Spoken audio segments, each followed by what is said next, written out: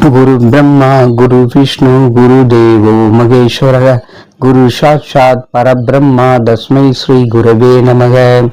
சாய் பக்தர்கள் அனைவருக்கும் வணக்கம். அதாவது தத்தாத்திரேயர் பத்ரிநாத்துக்கு மந்திர உபதேசம் பண்ணி தீட்சையும் கொடுத்தாருன்றது போன அத்தியாயத்தில் நம்ம பார்த்தோம்.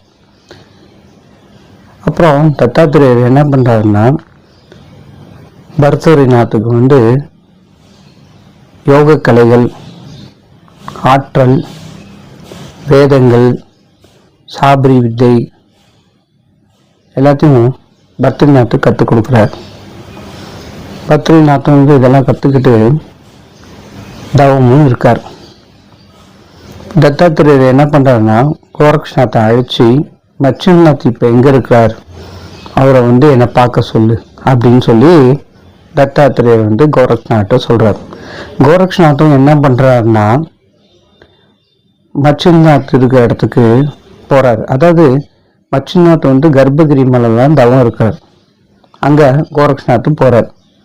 கோரக்ஷநாத் போய் தத்தாத்திரேயர் சொன்ன விஷயங்களை சொல்கிறாரு மச்சுநாத்கிட்ட. மச்சுநாத் என்ன பண்ணுறாருன்னா, வா நம்ம தத்தரை பார்க்க கிர்னார் போகலாம் அப்படின்னு கிளம்பி போயிட்டு இருக்காங்க. போகிற வழியில் பார்த்திங்கன்னா வித்ரப தேசத்தை கடந்து கௌண்டியபுரத்தை அடைந்தனர். அங்கே அந்த அந்த ஊரில் பார்த்திங்கன்னா ஒரு ராஜா இருக்கார். அவரு பேர் சசாங்க ராஜா இருக்கார். அவரோட ஆட்சியில் பார்த்திங்கன்னா அவரோட பிள்ளையே ரெண்டு கையும் 2 காலையும் வெட்டி போட்டு ஊர் நடுவில் வச்சுருக்காங்க. அப்போது மச்சுநாத்தும் கோரக்ஷநாத்தும் அந்த ஊருக்கு போகிற வழியில் பிச்சை எடுக்க போகலான்னும் போது இந்த செய்தி இவர்களுக்கு தெரிய வருது. அப்போது மச்சுநாத் சொல்கிறாரு, இவர் அப்படியாப்பட்ட ஒரு ராஜா இல்லையே, ஒரு சிறந்த ஞானியாச்சே இவர் எப்படி இதெல்லாம் செய்ய முடியும் போது இவங்களுக்கு ஒரு செய்தியும் வருது. அதாவது இந்த ராஜாவுக்கு இந்த பிள்ளை பிறக்கலை அப்படின்னு. அப்போது அது எப்படி அப்படின்றத நம்ம பார்க்க போகிறோம். அதாவது இந்த சசாங்க ராஜாக இருக்கார் பார்த்தீங்கன்னா, அவரோட மனைவி பேர் பார்த்தீங்கன்னா மைனாக்கினி. இவங்க 2 பேருக்கும் குழந்தை பாக்கியம் கிடையாது.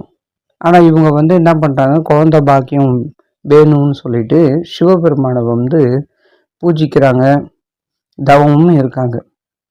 அப்போது ஒரு தடவை என்ன பண்ணுறாரு சிவன், அதாவது அசுரியா இவர் கேட்குது, நீ கிருஷ்ணா நதியில் துங்கபத்ரா நதிக்கு நடுவில் நானும் பார்வதியும் வீட்டிருக்கோம், நீ என்னை பாரு அப்படின்னு சொல்லி சிவன் சொல்கிறார். இதை கேட்ட சசாங்க ராஜாவும் மைனாங்கிரியும் கிளம்பி போகிறாங்க. அப்போது இவங்க ராமேஸ்வரத்துக்கு தான் போகணும்னு சொல்லிட்டு போகிறாங்க. ஆனால் போகிற வழியில் இரவு பொழுது வந்துடுது. ஒரு இடத்துல தங்கலான்னு யோசிச்சுட்டு ஒரு முடிவு எடுக்கிறாங்க. அந்த இடத்துல ஒரு லிங்கம் இருக்குது. அந்த லிங்கத்தை இவங்க பூஜிக்கிறாங்க. இதுதான் ராமேஸ்வரமாக இருக்குமோ அப்படின்னு நினச்சி பூஜிக்கிறாங்க. உடனே அந்த லிங்கத்துக்கு இவங்க ஒரு பேரும் வைக்கிறாங்க, சங்கமேஸ்வரன் அப்படின்னு பேரும் வைக்கிறாங்க. அப்போது இதுக்கு நடுவில் என்ன ஆகுதுன்னு பார்த்தீங்கன்னா, அதாவது சிவகணங்கள் கைலாயத்தில் சிவகணங்கள்லாம் கூடியிருக்காங்க. சுரோசனா என்ற அப்சரசம் பார்த்திங்கன்னா, அதாவது கந்தர்வலோக பெண்ணுன்னு சொல்லி அழைப்பாங்க இந்த அம்மாவை. சிவனை அழைத்து இவங்க நடனம் ஆடுறாங்க. சிவனும் பார்த்துட்டு இருக்க அந்த நடனத்தை. அப்போது அந்த அப்சரஸுக்குள்ள ஒரு எண்ணம் தோணுது. என்ன எண்ணம் பார்த்தீங்கன்னா, ஒரு வித காம எண்ணம்னு வச்சுங்களேன்.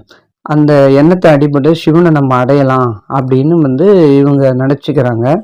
உடனே சிவனுக்கு தெரிய வருது, நீ நினைக்கிற எண்ணம் என்னைக்கும் கைகூடாது அப்படின்னு சொல்லி கோபமாக சொல்கிறாரு.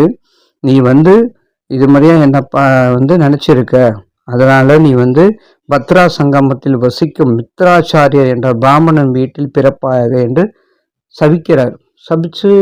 சபிச்சிடுறாரு.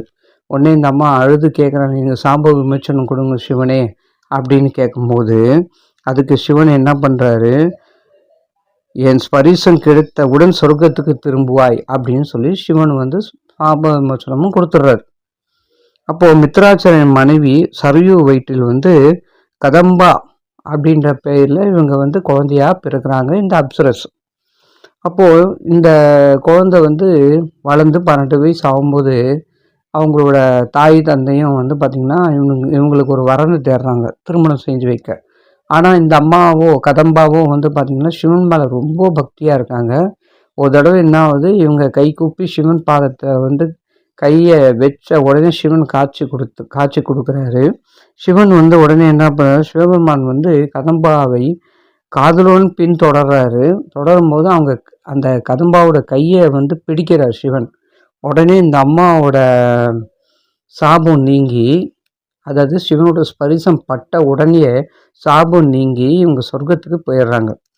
ஆனால் சிவனோட அந்த உயிர் சக்தியானது அந்த துங்கபத்ரா கிருஷ்ணா நதியில் விழுந்த உடனே அங்கே வந்து சசாங்க ராஜா வந்து ஸ்நானம் செஞ்சுட்டு இருக்கும்போது கையில் போய் இந்த குழந்தை விழுது.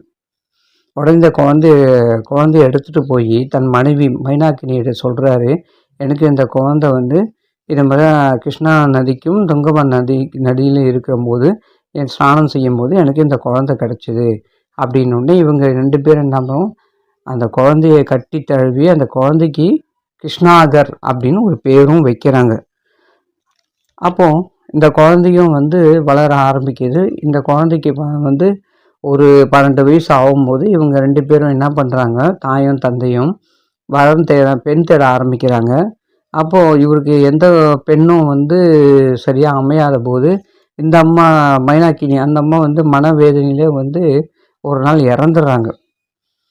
இந்த துக்கத்திலே இருந்த ராஜாவுக்கு வந்து மந்திரிகளாம் ஒன்று கூடி இவர் வந்து இப்படியே துக்கத்தில் இருந்தார்னா அரசாட்சி யார் பண்ணுறது, அதுக்காக இவருக்கு இன்னொரு கல்யாணம் பண்ணி வைக்கலாம்னு சொல்லிட்டு இன்னொரு கல்யாணம் பண்ணி வைக்க முயற்சி செய்கிறாங்க. அதுவும் வந்து பார்த்திங்கன்னா கை கூடி வருது. அதாவது வந்து பூஜாவதி அப்படின்ற ஒரு பெண்ணை வந்து மனம் முடிக்கிறாரு சசாங்க ராஜா 2வது மனைவியாக. அப்போது இந்த பூஜாவதிக்கு வந்து பார்த்திங்கன்னா ஒரு சின்ன ஆசை, அதாவது ராஜாவோட முதல் மனைவி குழந்தைய ஒரு தடவை தான் சந்திச்சிருக்கேன், இன்னொரு தடவும் பார்க்கணும் அப்படின்னு யோசிச்சுட்டு இருக்கும்போது ராஜா ஒரு தடவை என்ன பண்ணுறாருன்னா காட்டுக்கு புறப்பட்டு போகிறார்.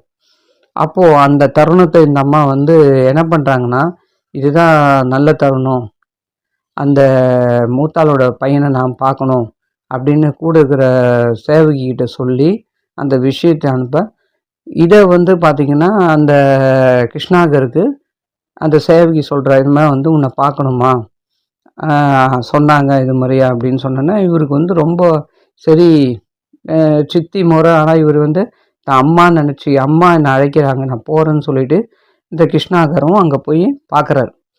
அப்போது அந்த பூஜாவதி என்ன பண்ணுறாங்கன்னா தப்பான எண்ணத்தில் அணுகி நீ என்ன அடையலாம் உன் விருப்பம் போல் அப்படின்ற வார்த்தையை விடுறாங்க.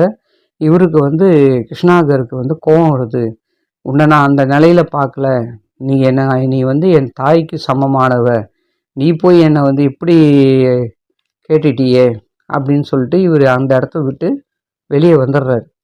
உடனே இந்த பூஜாவதி வந்து அழுகுறாங்க. அப்போ அந்த சேவகிட்ட சொல்கிறாங்க, இது முறையா வந்து நான் தப்பாக நடந்துக்கிட்டேன்